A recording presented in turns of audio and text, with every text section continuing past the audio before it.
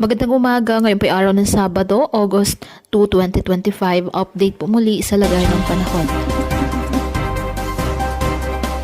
Ayon sa pag-asa, ang low pressure area na minomonitor sa labas ng PAR ay tuloy na pong naging ganap na bagyo o tropical depression. Nasa labas po ito ng ating Philippine Area of Responsibility sa may northeast of extreme northern Luzon.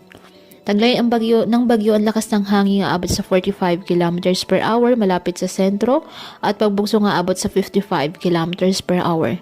Kumikilos eastward sa bilis na 25 km per hour. Wala po itong direktang epekto sa lagay ng ating panahon.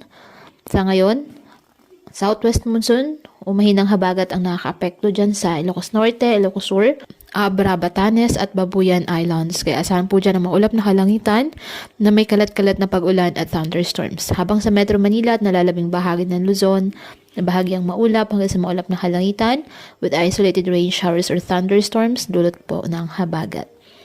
Apektado naman po ng mga localized thunderstorms ang Visayas at Mindanao.